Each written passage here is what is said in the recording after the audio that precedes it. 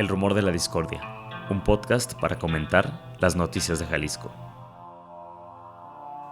Un rumor es una voz que corre entre el público o un ruido confuso de voces. Bienvenidas, bienvenidos al Rumor de la Discordia, hoy lunes 9 de enero del 2023.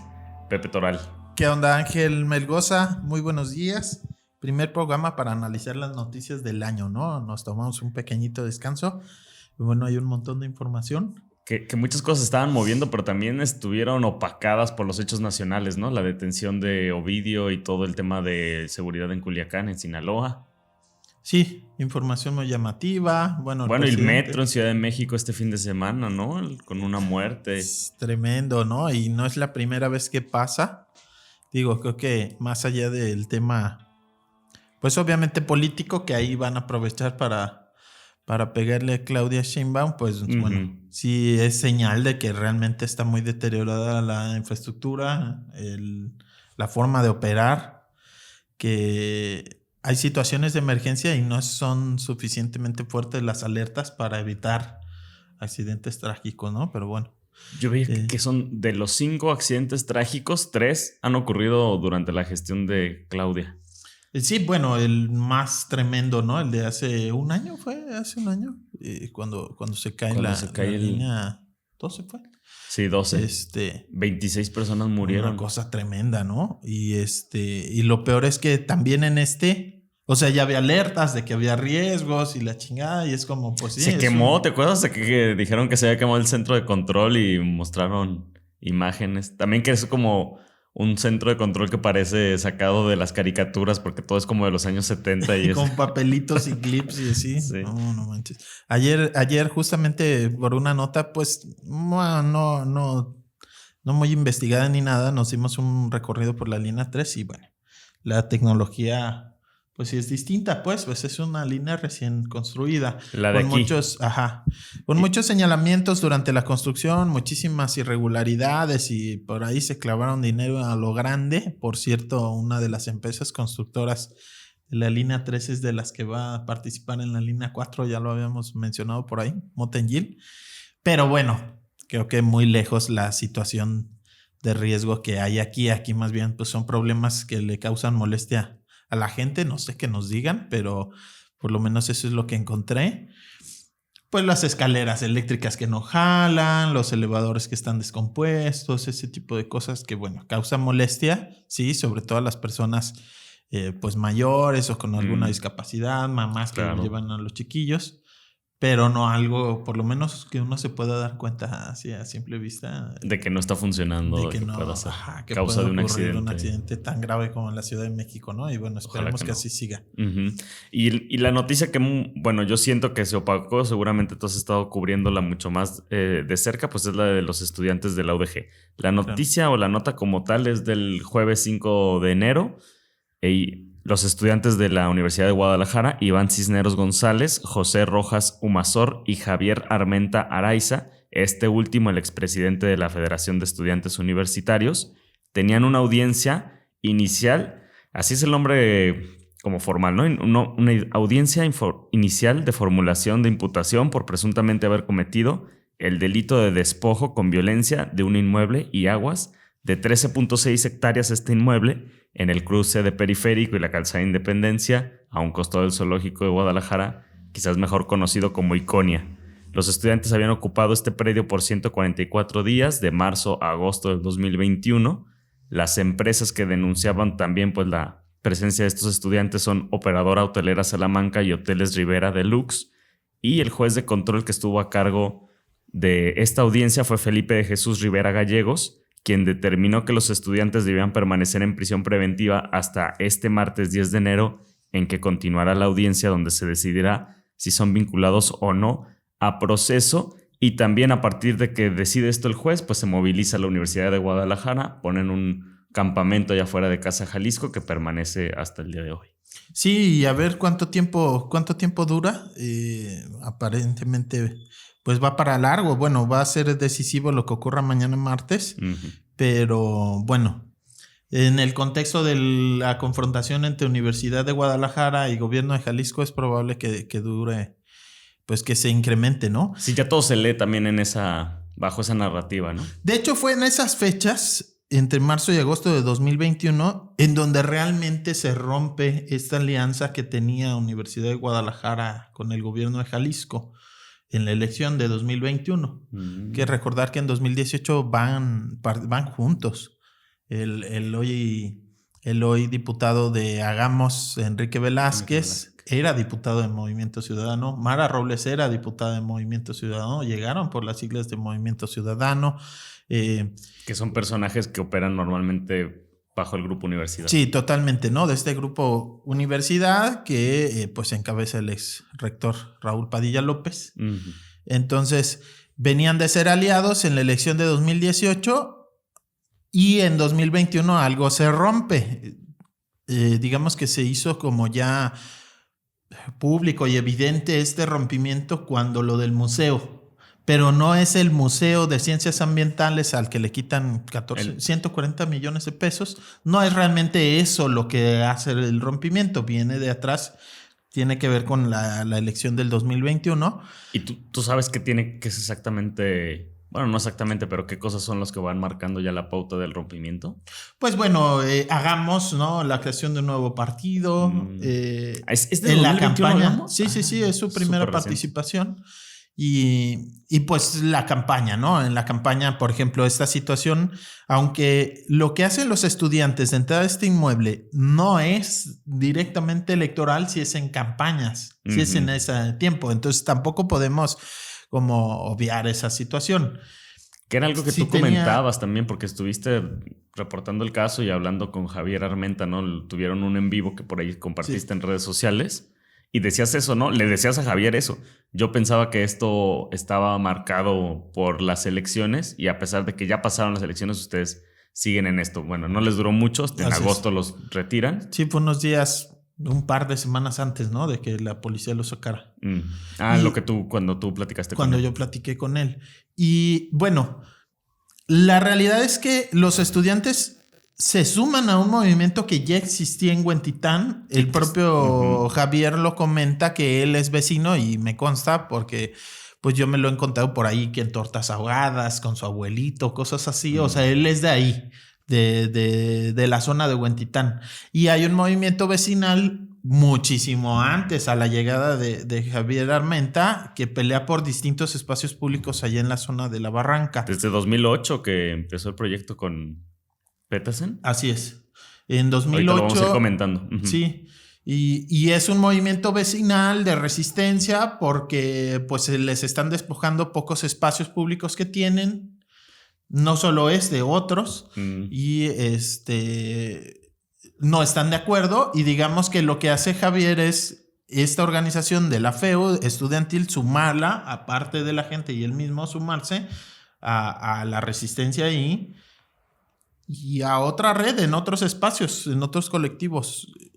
Los del Parque San Rafael, digamos, son distintos en la zona del Parque Morelos, algunos grupos de acá del Bosque El Nixtiquil. Distintos movimientos de ciudadanos organizados que defienden espacios públicos, ¿no? Así es, ¿no? Sobre todo verdes. El Cerro de la Reina. Entonces, es una red de colectivos que ya se vienen apoyando en sus luchas porque son similares, aunque sean en otras partes de la ciudad.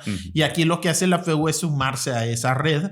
Y pues bueno, creo que en esa charla que tuvimos lo deja claro Javier Armenta en cuanto a que el ser estudiantes y en ese tiempo en pandemia donde tomaban clases a distancia, pues les facilita el meterse a este terreno y apropiarse de él, en el sentido de empezar a hacer actividades, que talleres, reforestaciones. Que él decía que era como una responsabilidad que tenían los estudiantes, ¿no? Que como tenían más tiempo libre y más oportunidad, una responsabilidad era apropiarse de los espacios. A diferencia de una madre o un padre de familia que pues hay que atender a los chiquillos o una persona grande que difícilmente se va a ir a vivir en una casa de campaña y demás. Tiene muchas aristas el tema. ¿Te parece si vamos desgranándolo por temas? Aquí yo el primero que ponía pues era el supuesto delito, que es despojo con violencia de inmuebles y aguas. También así como que despojo por un par de jóvenes que estaban acampando en un terreno de 13 hectáreas. No sé cómo se tipifica el delito, si solo por estar dentro de la propiedad privada ya implica un despojo. Yo ayer estaba leyendo, a ver si aquí lo tengo, el Código Penal, Y la verdad es que dices, híjole, o sea, con razón agarraron este delito porque... Es muy amplio. Es muy ambiguo. O sea, realmente, fíjate lo que dice al final. O sea, dice, se van a imponer de 3 meses a 3 años de prisión y multa por, pues, una multa realmente bajita al que de propia autoridad y haciendo violencia física o moral o furtivamente o empleando amenazas o engaño ocupe o use un inmueble o un derecho real que no le pertenezca. Pero al final, eso es al principio, ¿no? Artículo 262 del Código Penal del Estado. Pero al final hay un párrafo que yo digo, no manches, esto es súper discrecional. Dice, las sanciones anteriores serán aplicables aun cuando la posesión de la cosa usurpada sea dudosa o esté en disputa. Ah, cabrón. O sea, ni siquiera sabemos de quién sea el terreno. Vamos a poner Quizás no te lo robaste realmente. Exacto. Pero mientras tanto, pues tú ya puedes enfrentar un cargo que te puede llevar hasta 3 años de prisión. O dice que se considera violento cuando participan 3 personas o más. Entonces pero aquí... no importa si sea de que te robaste un triciclo o te robaste, bueno, un predio de 13 hectáreas. Y que probablemente sí era tuyo. Eso está en disputa, pero no importa. Mientras que son peras o manzanas, a ti te pueden sancionar. Es un delito, pues, bastante, digamos, pues sí, un poco ambiguo. Creo que bastante discrecional, por así decirlo. O sea, como que depende bastante del juez. Sí, que totalmente. En este caso también la UDG ha estado hablando de que el juez pues tiene vínculos que lo deberían de inhabilitar para participar en este juicio, ¿no? Claro, porque, bueno, incluso pues está ligada a su esposa con Movimiento Ciudadano, pero no solo ligada con Movimiento Ciudadano. Estuvo ella involucrada en lo que origina todo este relajo, que es que el Ayuntamiento de Guadalajara le entrega ese terreno a una empresa en ese entonces extranjera, Grupo Mecano. Para hacer Puerta Guadalajara, que iba a ser, según eso, una maravilla. Y los diseños, una torre inmensa de oficinas. Y bueno, la verdad, pues terminó siendo un fraude todo esa situación, con la idea de explotar inmobiliariamente Guadalajara y todo este rollo de jalar inversión extranjera. Le entregan ese predio que la verdad está en un lugar buenísimo para hacer cualquier cosa, Periférico y la Calzada Independencia. Se lo entregan y se supone que va a pagar ese terreno. ¿Con obras o con qué? Ajá, en especie. En especie. No con dinerito, en especie, ¿no? Y además el ayuntamiento pone el precio de las licencias. O sea, el ayuntamiento no va a ingresar nada a sus arcas. Solo le regala o, bueno, le intercambia el terreno a cambio de obras que nunca se hicieron. A ver, de entrada, el juez se llama Felipe de Jesús Rivera Gallegos. Está casado con esta señora María Cristina Estrada Domínguez, quien fue síndico municipal de Guadalajara en 2008, porque entró también como con un alcalde que estaba con licencia, me parece, ¿no? No, estaba Alfonso Petersen. O sea, que ella estaba con Alfonso Petersen. Según yo, sí. Yo pensé que había entrado con... Sí, ¿verdad? No, ella no es con Ismael del Toro, entonces. Ella es desde 2008 con síndico de Guadalajara. Con Ismael... Creo que es ella, Patricia Guadalupe Campos Alfaro, según yo, es la que era síndico con Ismael del Toro. A ver, es que fueron... Primero, la de Alfonso Petersen, panista, de estos de Abolengo. Que es en 2008 cuando empieza todo. En 2008 cuando empieza todo, con Alfonso Petersen, quien ahorita todavía... ¿Y cómo se quiere candidatear ese señor? Yo digo que es increíble. Oye, pero ¿cómo ceden las 13.6 hectáreas que eran municipales a la empresa esta Mecano? A ver, vámonos atrás. Sí. Ese terreno se adquiere para hacer un parque y nunca se convierte en parque. Sí hubo en algún tiempo algunas canchas, algunos espacios de este terrenote que sí se usaron para parque. Partes. O sea, pero una parte estaba cerrada. Ajá. Sí, digamos que era un terreno bastante amplio. Hay una parte que sí es parque y sigue siendo parque, que es el natural de Huentitán, que está pegado al zoológico, a Selva Mágica. Una parte de ese terreno se le da a Selva Mágica para una explotación privada, una parte se le da para un vivero privado, otra parte es Parques y Jardines de Guadalajara, otra parte del zoológico, otro lo que era el planetario Severo Díaz Galindo, que ahora ahí están haciendo una arena de espectáculos. Todas esas partes... Donde se quieren llevar fiestas de octubre. Se querían, ya eso ya se canceló. No. Ya nada más va a ser de Ricardo Salinas Pliego. Nada más. Un centro ahí de show. Ese también, o sea, increíble que le den... Que también se lo entregaron. Como si necesitara él realmente,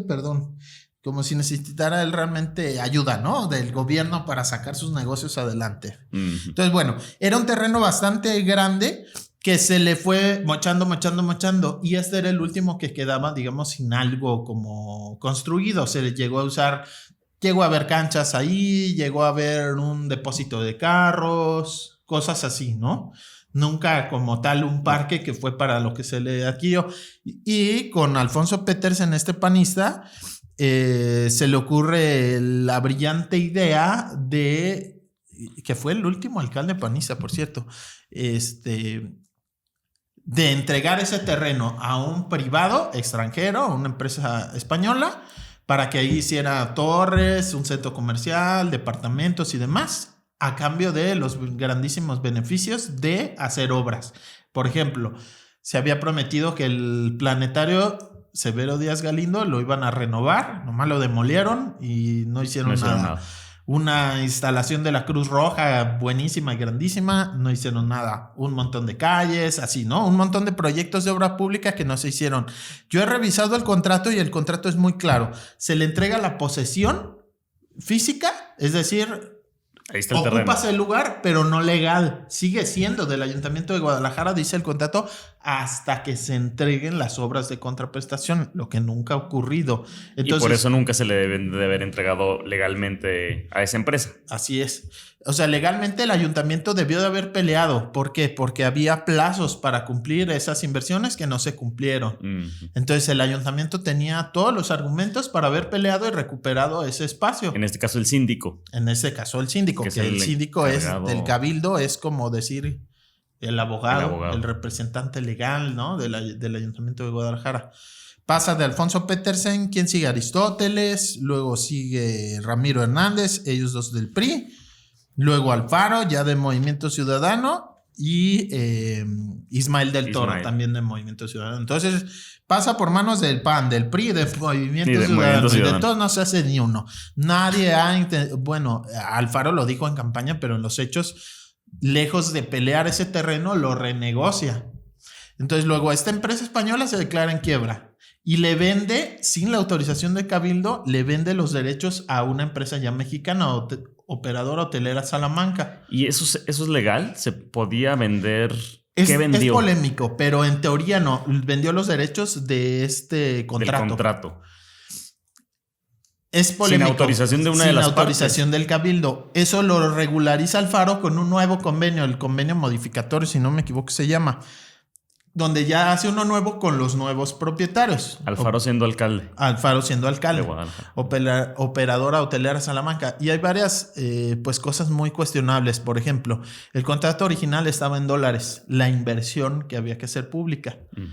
Y le dejan el valor del 2008 de los $, ese valor cambiado a pesos, se lo dejan 8 años después, cuando Alfaro lo renegocia. Descuentazo. Entonces prácticamente es como, o sea, por el tipo de cambio, la inflación y todo, prácticamente es la mitad. O sea, tú vas a hacer más negocio, vas a obtener más ingresos, pero tienes que hacer la misma inversión de hace 10 años, 8 años. Y incluso menos de la misma inversión, porque es cambiado el dólar. Sí. O sea, lo que debió de verse es la misma cantidad de $. Actualizado, pues. Exacto, ¿no? Eso es lo lógico que uno pensaría, pero bueno. Aquí lo lógico es lo menos. Eso se hace en 2016, se da un nuevo plazo para entregar las obras y no se cumple. Y con Ismael del Toro tampoco se intenta recuperar el predio. Con Pablo Lemos Navarro, actual alcalde, tampoco se ha intentado.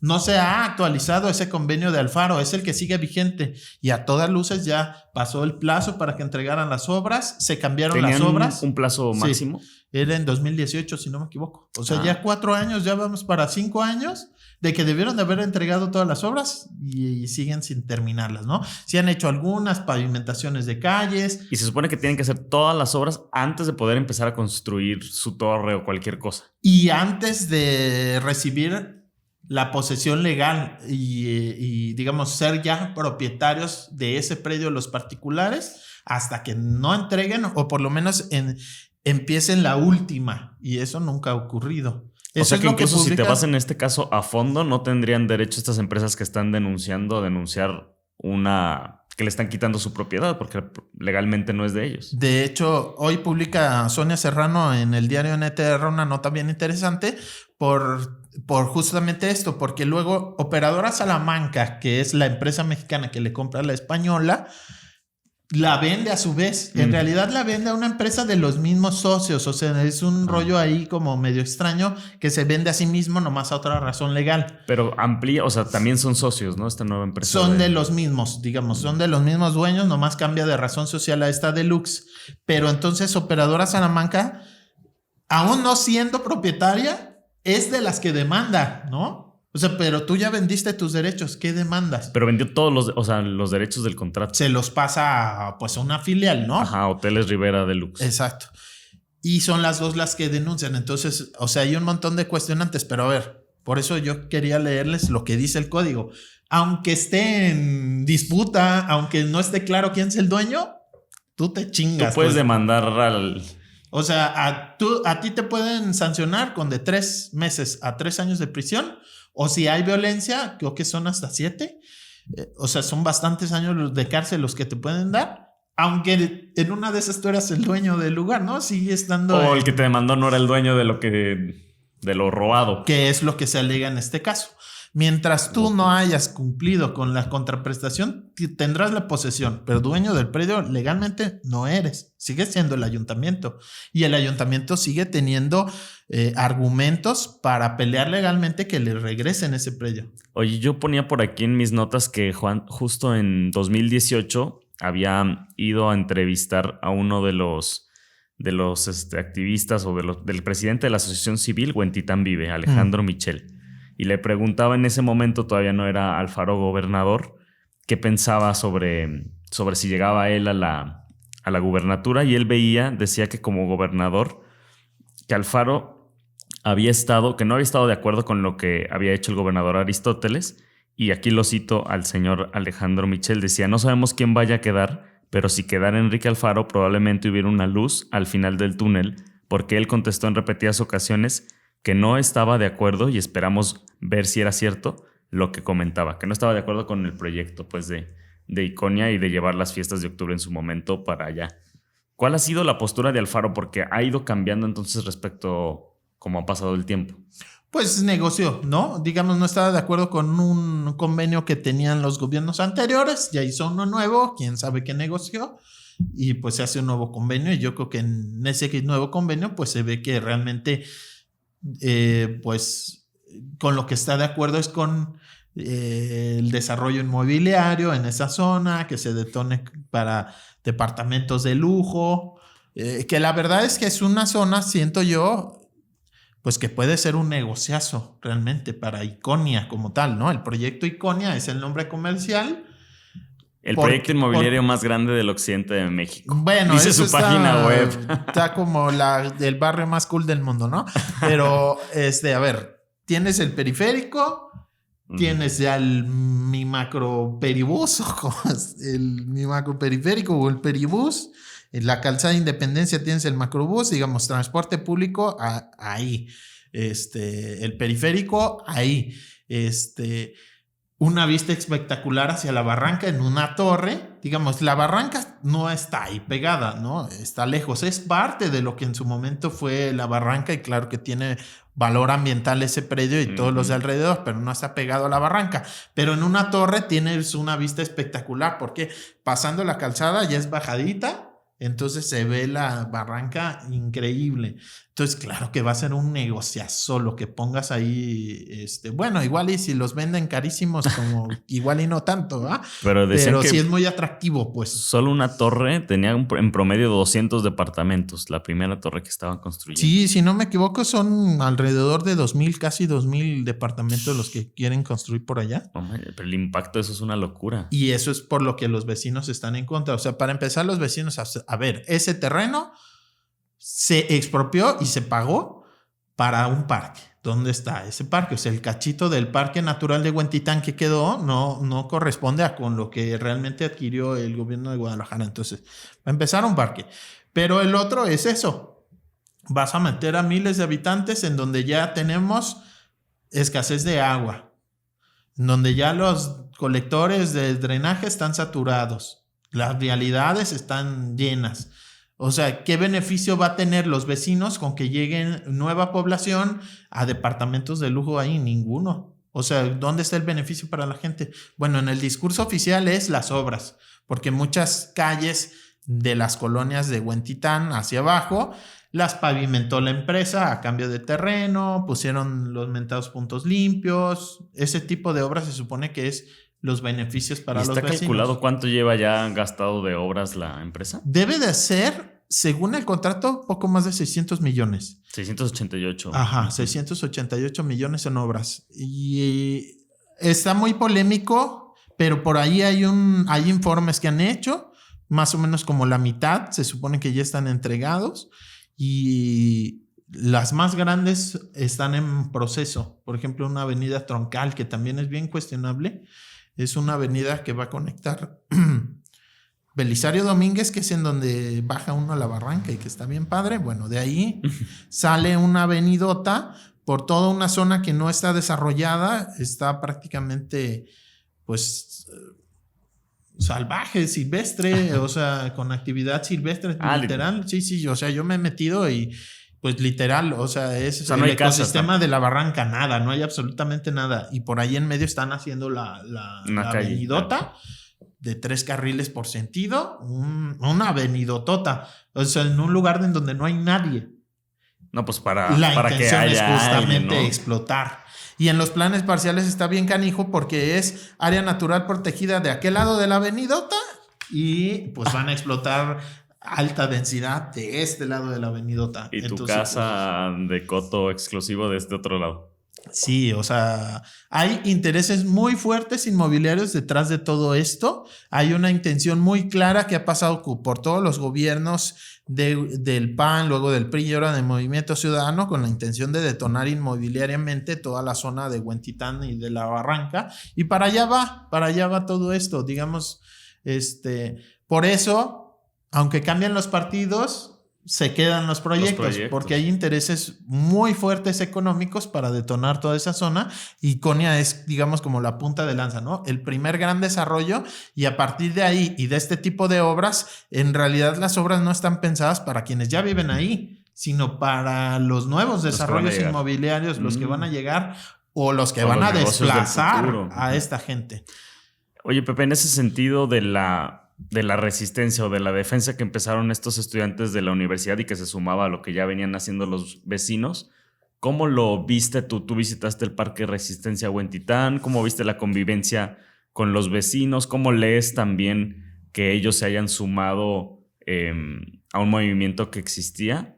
Y de alguna manera, pues estamos hablando de estas fuerzas políticas y económicas, pues bueno, tampoco es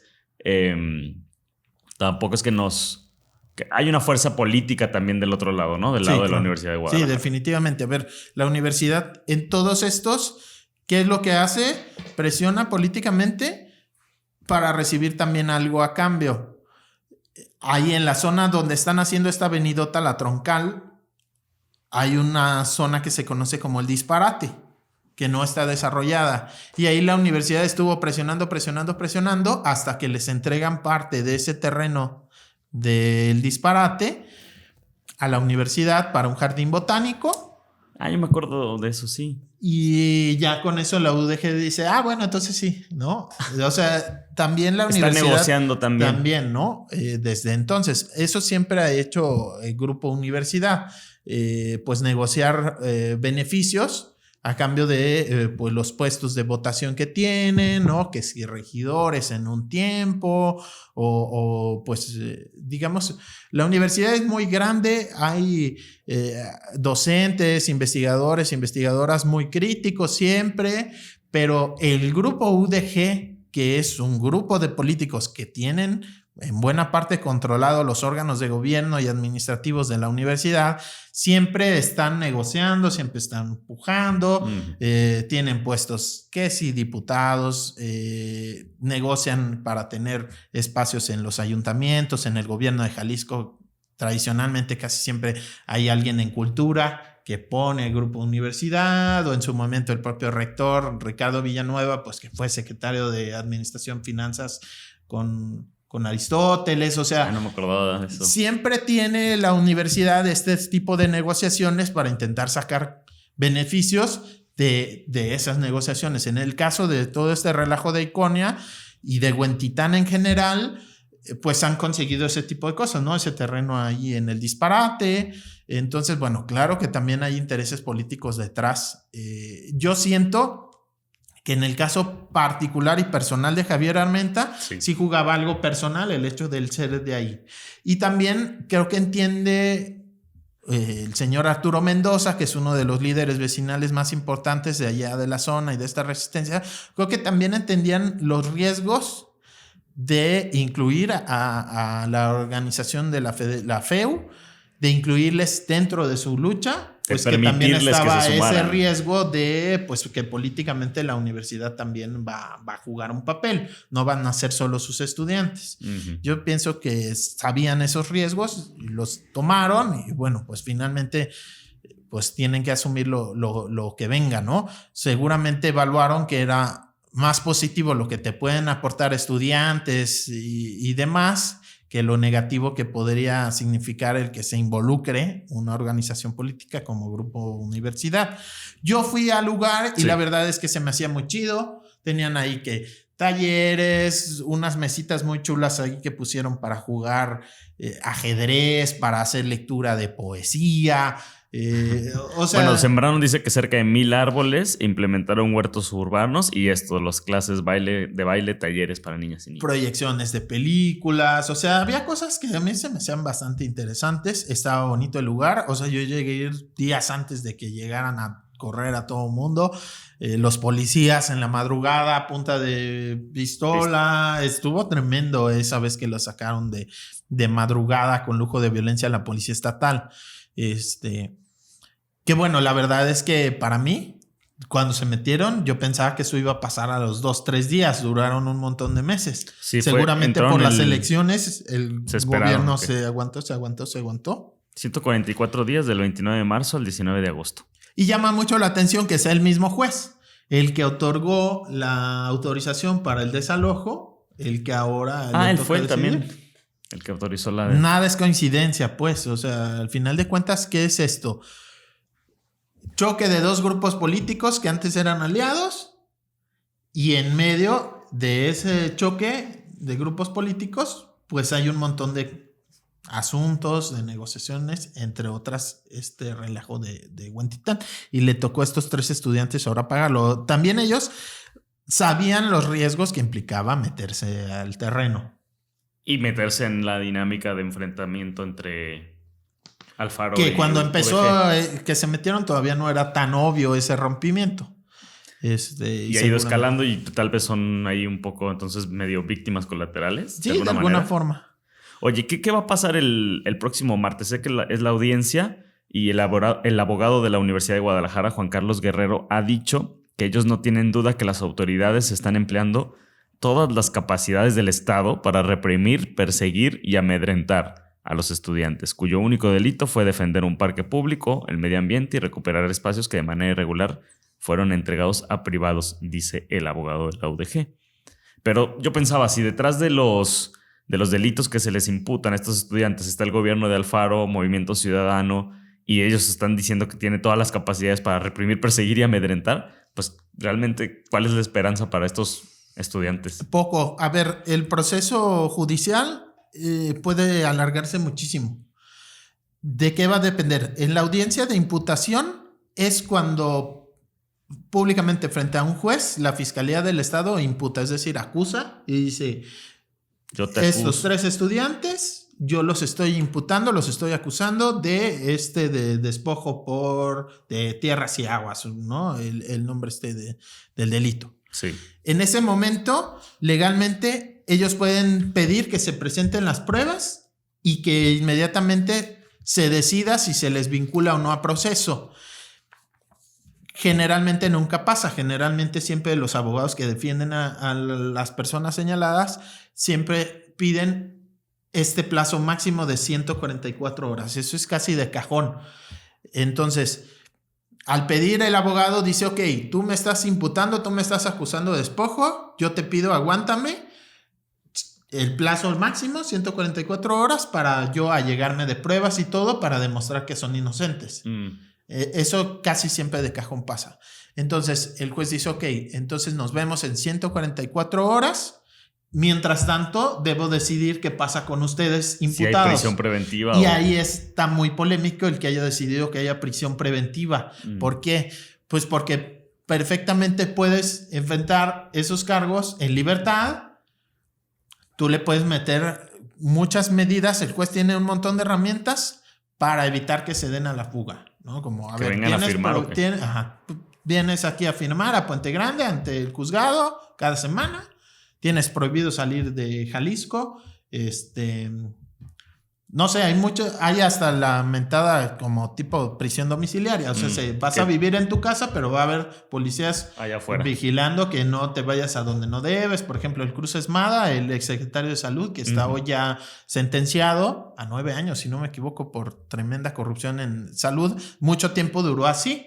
Él vivía en su casa, nada más salía para hacer operaciones o atender a sus pacientes porque era médico y se regresaba. Y tenía pues personal de la policía que estaba vigilando que no se diera la fuga. A ver, este delito, la pena mínima son 3 meses, ¿no?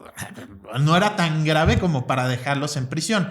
Para mí, pues claramente es algo político que está detrás de esta decisión de decir, ok, en lo que se hace la audiencia de vinculación para ahora sí decidir si ustedes están vinculados a proceso o no por este delito, mientras tanto se quedan presos. ¿Qué significa exactamente vinculados a proceso? Vinculado a proceso es una etapa del proceso judicial en donde ya el juez ahora sí va a analizar las pruebas y va a decir si hay o no probabilidad de que la hubieras cometido. Si no hay probabilidad, a ver, si a mí me enseñan las pruebas y de plano, pues no hay posibilidad. Javier Armenta, cuando dicen que estaba, vamos a poner un ejemplo que no es real, que Javier Armenta compruebe que él en realidad estaba en el extranjero cuando fue todo el campamento, o uno de estos otros 2 estudiantes que pues él ni se estaba acampando en el parque y no realmente en el predio, o no sé. Que eso, bueno, ahorita lo platicamos, eso también es bien interesante. Digo, no sé en qué parte estaban. Lo que pasa es que el terreno es muy grande y hay una parte que va a terminar pública porque va a ser un polideportivo. Y según los planos que lo muestran en donde ellos estaban asentados era esa parte. Entonces, en los polideportivos. Ajá, o sea, es un terreno que es público hasta que no cumplas con la contraprestación. Pero incluso cuando cumplas con la contraprestación, esa parte no va a ser para ti. La parte para ti privado va a ser donde construyas los edificios. O sea, no están sobre el lugar donde iban a hacer los edificios. Exacto. O sea, claro que hay una intención política de chicárselos en esta decisión. Pero bueno, ¿qué es la vinculación a proceso? En la imputación, que fue lo que pasó el viernes, no decide el juez si hay posibilidad o no de que seas culpable. Lo único, porque ni siquiera le presentan pruebas. Lo único que decide es qué voy a hacer contigo en lo que llegue el plazo de vinculación. Y fue súper exagerado el imponerte prisión preventiva oficiosa. A ver, no es un asesino, ¿no? O sea, ¿por qué razón? Por un delito, pues que aparentemente es menor por la pena, te voy a dejar en prisión. Pero bueno, decidió el juez. ¿Qué es lo que parece? Yo coincido acá con Juan Carlos Guerrero Fausto, el abogado de la ODG, pues que van con todo contra ellos y muy seguramente en la vinculación a proceso el juez va a determinar que sí hay probabilidad de que seas culpable. Si es así, quedas ya oficialmente vinculado a un proceso judicial en tu contra, no eres culpable aún y ahí inicia una nueva etapa del proceso judicial. ¿Y ahí la prisión preventiva? Ahí se decide qué va a pasar contigo en los meses de investigación. Ya es la investigación formal, ahora sí. Entonces, puede ser 6 meses de investigación, puede ser 1 año de investigación. O sea, hay distintos plazos para la investigación y el juez decide qué va a pasar contigo en ese tiempo. Entonces, si para la imputación, cuando todavía ni siquiera le han presentado pruebas al juez, el juez ya está diciendo te quedas en el bote, pues si los vincula a proceso, muy seguramente los va a dejar en prisión preventiva. Ahora, esto es por querella, o sea, para que exista todo este proceso, tiene que haber una persona que acuse a otra. Uh-huh. A diferencia, por ejemplo, de un robo o de un... Bueno, a veces los robos también, pero un homicidio o alguna violación, algún delito. ¿La corrupción también es por oficio? La corrupción ya lo dejaron como prisión preventiva oficiosa por la gravedad, ¿no? Le subieron, por así decir, la gravedad del delito. Pero digamos, la fiscalía persigue mientras haya alguien que acuse, a diferencia de un homicidio que aunque nadie ponga una denuncia, la fiscalía tiene que actuar. Entonces, Javier Armenta comenta que las empresas quisieron negociar con él el retirar los cargos. Si las empresas retiran los cargos, fin. Se acabó. Se acabó. A menos que la fiscalía detecte otro delito que sí es, que no es por querella, que sí es ya de oficio. Por ejemplo, que cuando entraron al predio hubieran golpeado a alguien y le hubieran causado lesiones de gravedad. Vamos a suponer, ¿no? Que no fue así, pero vamos a suponer que sí sea. Entonces la fiscalía dice, ok, entonces lo que tiene que ver con el despojo lo quito, pero tú le rompiste la cabeza a fulano, entonces por eso sí me vas a responder, ¿no? Vamos a poner un ejemplo. Entonces, la empresa, eso es lo que dice Javier Armenta, quién sabe si sea real, pero lo que él dice es que las empresas se acercaron y dijeron, a ver, tú acepta tu responsabilidad, que hiciste mal haberte metido, reconócelo públicamente. Pide una disculpa. Discúlpate. Y di que te equivocaste defendiendo el parque. Y se acabó el asunto, ¿no? ¿Y quiénes son estos? ¿Hay algún empresario que represente en su mayoría estas empresas? Sí, no recuerdo su nombre completo. Se llama Gabriel. Yo una vez no me quiso dar entrevista, digamos abiertamente, pero sí platicamos. Sí. Pues él me prometió que me iba a enseñar documentos que al final ya nunca me enseñó. Lo único que sí me dio fue por escrito. Yo le dejé preguntas y él me respondió las preguntas por escrito. Eso, fue como en 2015. ¿Y es local? Yo lo publiqué en Notisistema, ya hasta se borraron esas notas. Hay que recuperarlas. Es mexicano, es un grupo mexicano, tienen que ver con hoteles. ¿Pero son de Guanajuato, Salamanca o...? No que yo sepa, quizás alguno de los que invierten, pero como tal el gerente de grupo operador hotelero Salamanca es mexicano, es capital mexicano y tienen intereses en hoteles. De estos de que construyes un hotel y compras la marca, como el tipo... Como franquicia. Exacto. De las internacionales y las famosas y todo, o sea, es ese tipo de negocios a lo que se dedican. Le entraron al rollo inmobiliario ya, por ejemplo, el Hard Rock, el Iconia, que está en Los Cubos, que son 3 torres muy, muy grandes que tienen ahí un hotel. También es Iconia. Es de ellos mismos.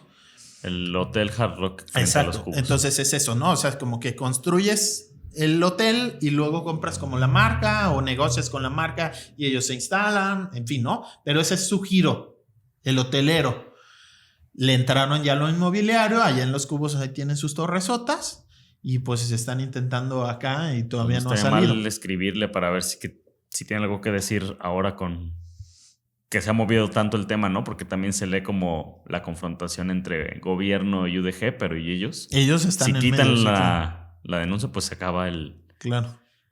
Sí, sería interesante. La presión para los estudiantes. No son muy abiertos en cuanto a...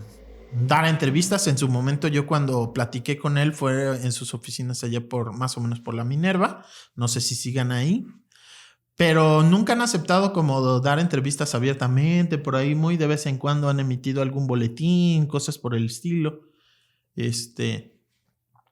Lamentable que no lo hagan, pues, o sea, sí. Es una discusión pública. ¿Por qué? Porque ese terreno en disputa es originalmente público. Entonces, pues sería muy interesante que ellos también le entraran al debate y dieran sus argumentos y explicaran por qué creen que sí les cometieron un delito, en fin, ¿no? Pues pasemos a un par de notas más que tenemos, Pepe.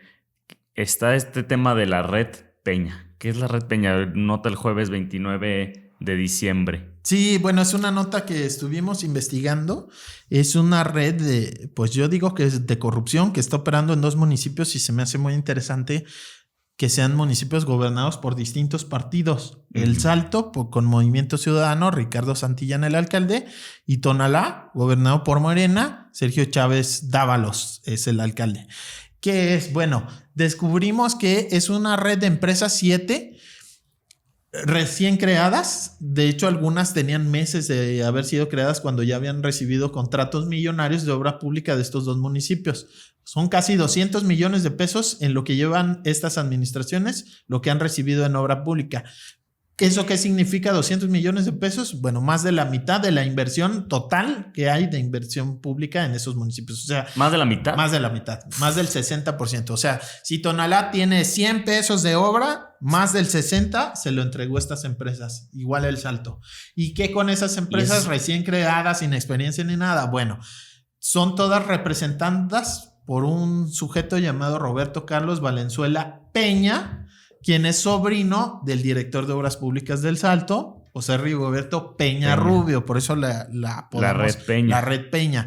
Entonces, el director de Obras Públicas del Salto firma más de 60 contratos que le entrega a su sobrino, a las empresas de su sobrino, para que hagan obra pública.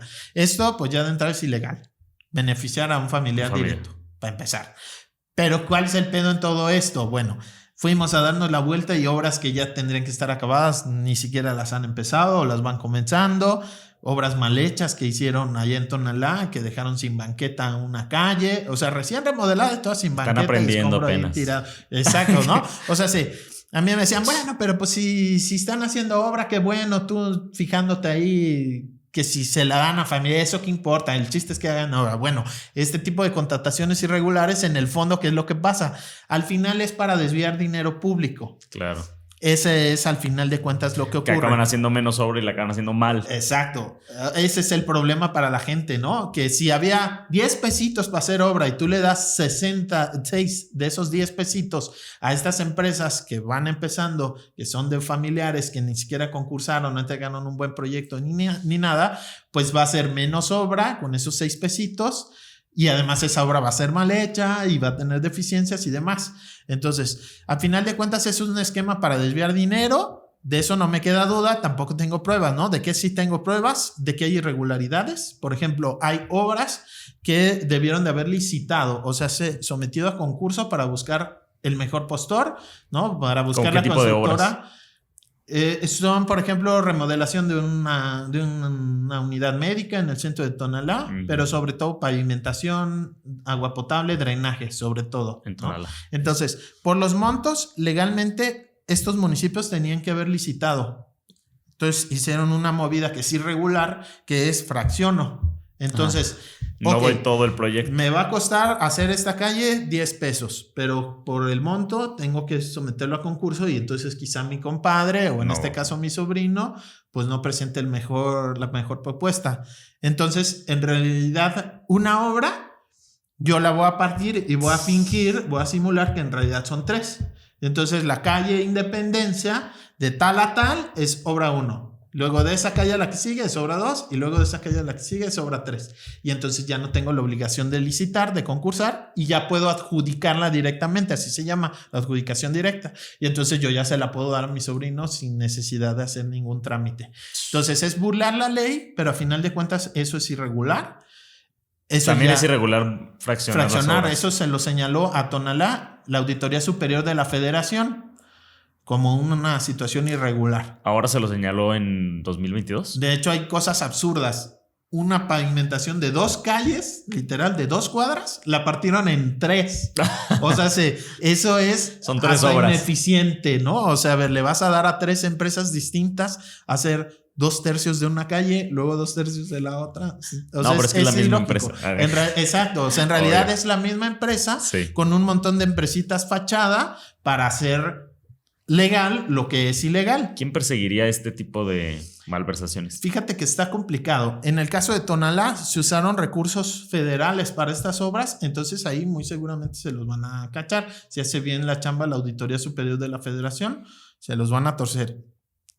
En el Salto, que es en donde está el que está moviendo los hilitos, José Rigoberto Peña Rubio, el director de Obras Públicas del Salto, se cuidaron más y están usando recursos propios. Entonces, municipales. Entonces, el único que puede revisarlos es el propio municipio, la Contraloría Municipal, hoy llamada órgano interno de control, que generalmente pues no sirve para nada. Es un empleado del alcalde, pues. O sea, ni la auditoría, ni la fiscalía. La Fiscalía Anticorrupción Fiscalía sí Anticorrupción. podría. Sí hay una denuncia. ¿Y quién puede denunciar? ¿Un ciudadano puede denunciar? Puede denunciar un ciudadano, puede haber hasta una denuncia anónima. De hecho, la propia Fiscalía con nuestras notas podría abrir de oficio una investigación. Quién sabe si Gerardo de la Cruz Tobar, el fiscal anticorrupción, quiera, ¿no? Oye, ¿se movió mucho la nota? No tanto porque eran vacaciones. Es que yo también no me lo había escuchado. 29 Pero es una de diciembre. transota, es una transota. Y para mí es demasiado evidente y este señor Rigoberto Peña tendría que dejar de ser director de obra pública. O sea, a ver, que le entregues más de 60 contratos a tu sobrino. O sea, eso es... ¿Y llegó en 2021 o qué? Él, fíjate, él era director de obras públicas en Tonalá. Cuando Sergio Chávez, el hoy alcalde de Tonalá, era priista. Hoy es de Morena. Eso fue de 2015-2018. Fue director de obra pública ahí en Tonalá. Y luego en 2018 se brinca al salto ya con Movimiento Ciudadano con Ricardo Santillán, que fue alcalde de 18 a 21 y luego se reelige ahora en 21. Ah, ok. Ya lleva entonces. Ya tiene un montón, sí. Entonces este sujeto pasa de Tonalá al salto, siendo director de obra pública de uno y otro. Y casualmente Tonalá está contratando a las mismas empresas del sobrino. ¿Yo qué supongo? Pues que los que se quedaron en obras públicas todavía le responden a él. Entonces, de alguna forma es director de obra pública en 2 municipios y gobernados por 2 partidos distintos. Y estos 200 millones solo son de esta administración, pero habría que revisar lo que hizo en 2015-2018. Yo pienso que en realidad hay mucho más. Eso es lo único que yo he podido comprobar periodísticamente con actas del registro público, con los contratos. Pero, o sea, está tan operada la maquinaria que debe de haber muchas cosas que yo no he encontrado. Debe de haber otras empresas que tienen también contratos millonarios y que yo no pude ligar, pero que seguramente también están ligadas. Yo pienso que, o sea, yo nomás es como la puntita de un robadero de dinero en obra pública en estos 2 municipios que yo creo que tiene mucho tiempo. Está buenísimo. A ver qué demonios pasa con esa red Peña, pero para mí sí tendría que pasar algo. Y ¿Ha si pasado no pasa, algo que tú sigas periodísticamente? No, todavía no. Le sacamos por ahí una declaración a la presidenta del Comité Coordinador del Sistema Anticorrupción. Que dice que van a pedirles que les expliquen qué van a hacer frente a esas irregularidades, ¿no? Y que sí van a analizar pero ¿quién es la...? Nancy García es académica de la UDG, es la presidenta del CPS, del Comité de Participación Social. Que es una partecita de todo el sistema anticorrupción, es la parte ciudadana. Pero ya, el Salto no ha querido decir ni pigo. Y ni el sistema como tal anticorrupción. El sistema anticorrupción es un montón de dependencias. El Instituto de Transparencia, la Fiscalía Anticorrupción, el Supremo Tribunal, el Tribunal de Justicia Administrativa. Pero pues la Fiscalía Anticorrupción... La Fiscalía Anticorrupción para mí es la primera que tendría que investigar, porque yo pienso que si hay delitos, más allá de faltas administrativas que son evidentes, incluso delitos. Pero bueno, no ha pasado nada hasta ahorita. Yo pienso que si en algo tan evidente y claro como un director de obras públicas entregando la mayor parte del recurso de un municipio a su sobrino, si ahí no pasa nada, estamos jodidos. Podemos dar por muerto a su sistema anticorrupción tan cacareado y tanto que ha costado y tantas reformas. Si en algo tan evidente no pasa nada, pues ya. Y otra de las notas es el basurero clandestino que el Ayuntamiento del Salto ha seguido operando ahí en la presa del Ahogado, que ya lo habíamos comentado, pero entonces entiendo que siguen tirando ahí la basura. Siguen ahí tirando y pues la empresa CAPSA, la concesionaria ahí en el Salto, en Tonalá, en Tlajomulco y en Guadalajara, haciendo lo que les da la fregada gana. Oye, pero cuando habíamos platicado habías dicho que eran los mismos, digamos, trabajadores del municipio del Salto quienes estaban operando, porque incluso CAPSA pues habían llegado como a un conflicto y no estaban ellos, o sea, CAPSA como que había salido de la operación y estaban los mismos del ayuntamiento, aunque le seguían pagando, pero ellos estaban tirando la basura en esta presa del Ahogado. Sí, o sea, la empresa que tú contratas para recolectar la basura no la recolecta y sale el propio ayuntamiento con sus camiones, con su gente a recolectarla. Y dicen, no sabemos mucho y aquí encontramos un lugarcito. Aquí hay un terrenito, vamos ahí echando la basura mientras, ¿no? Y eso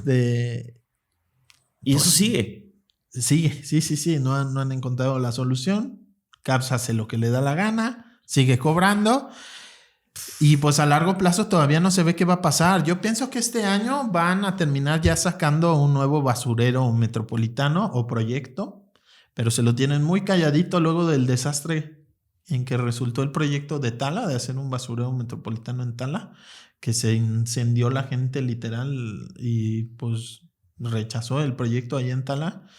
Yo pienso que deben estar... estar... la gente literal, ¿hubo fuego? Pues estuvieron cerca de prenderle fuego a la carretera. Ya lo habían hecho algunas de esas comunidades para protestar y advirtieron que iban a prender. No, pues fue una revuelta. Así en una semana se armó la revuelta en Tala. Cabrón. Nadie quiere a esta empresa. Nadie quiere un basurero de ese tamaño y operado por esa empresa. Nadie lo querría, ¿no? O sea, es garantía de que te va a generar un conflictote. Entonces, pues en Tala lo rechazaron. Entonces yo creo que están negociando gobierno de Jalisco y CAPSA en dónde van a hacerlo, en otro lugar, y lo tienen muy calladito para que no se nos caiga.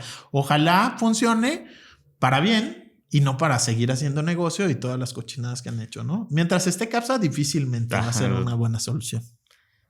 El Salto no ha dicho nada el ayuntamiento ahora sobre seguir operando pues que van a intentar contaminar lo menos posible, irse lo más rápido posible y solucionar el tema con CAPSA, ¿no? Pero pues mientras ahí siguen. Por el tema de prisión preventiva, yo le quería dar seguimiento al caso de Laura. Laura denunció en enero del 2022 a Ignacio N., director general de Operadora de Servicios Mega, por ejercer en su contra hostigamiento, acoso y abuso sexual. Sin embargo, ella está detenida en la cárcel por un supuesto fraude. ¿Ha habido alguna actualización? No, se han estado posponiendo las audiencias. Sigue con COVID el señor Ignacio. Sigue pues sacándose de la manga ahí cosas para no presentarse. Entonces, pues ya pasó en prisión Laura y pues quieren volver a hacer presión mediática. Ya ahora sí como que evidenciar quién es el juez y esta situación. Ventilar un poco todo el relajo del fraude que le están usando a ella, le están acusando a ella del fraude, pero pues todo parece indicar que si hubo un fraude, no fue ella la responsable porque ella no era la que otorgaba los créditos. Entonces seguramente hay alguien en esta empresa operadora Mega que sí dio esos créditos fraudulentos. Entonces, bueno, pues un poco hacer ruido por esa parte, a ver si ya la dejan en libertad, pero no, pasó Navidad y Año Nuevo lejos de su familia. No ha avanzado el caso del acoso y hostigamiento sexual. Tampoco poco del fraude, lo del fraude pues va a avanzar muy lento, pero ni siquiera la audiencia inicial se ha podido desahogar de la acusación de ella. Pues ya va a ser un año de que presentó la denuncia y nada que avanza, ¿no? Entonces pues sí hay que darle seguimiento y no... Que es un tema también a nivel federal ese de la prisión preventiva, ¿no? La quieren... Bueno, se está buscando que se elimine como tal. Sí, pues es que se presta para muchos abusos. Como estamos viendo en estos casos. Sí. Hay delitos que sí, creo yo que sí ameritan, pero no tantos. O sea, es demasiado... Como que fuera más rígida. Es demasiado discrecional. Cuáles sí, cuáles no. Exacto. Como para un delito tan... Pues que no es tan grave que estés enfrentándolo en la cárcel, está canijo, la verdad. Oye, Pepe, ¿qué temas has visto para esta semana? Pues del conflicto con la UDG, gobierno de Jalisco, seguramente es el que se va a estar... Va a marcar, ¿no? La agenda de lo que... a partir del martes vamos a saber qué va a seguir. Sí. O sea, pues el gobierno oficialmente dice, a ver, eso es el Poder Judicial. O sea, el gobernador dice, yo qué tengo que ver, pero pues sabemos que políticamente el presidente del Supremo Tribunal, Daniel Espinosa Licón, pues fue puesto ahí por Movimiento Ciudadano en el Congreso, pues es muy cercano políticamente al gobernador. Entonces, claro que si el gobernador quisiera mover algo para que estos estudiantes quedaran libres, podría hacer algo, aunque él diga que no. Entonces, bueno, para la UDG pues ya tiene mártires, no son mártires pues, pero víctimas ahí, presos políticos. Pero si ya estábamos cansados y veíamos esto, va a seguir escalando. Sí, no, pues ese conflicto UDG, gobierno de Jalisco, mientras el gobernador esté ahí y mientras el grupo UDG siga controlando la UDG, el pleito va a seguir. No, sí, va para largo, muy largo. Pues muchas gracias, Pepe. No, pues de qué a ti. Hay que buscar más buenas noticias que no hemos tenido. Bueno, nos vemos la próxima semana. Sale. Gracias por escucharnos.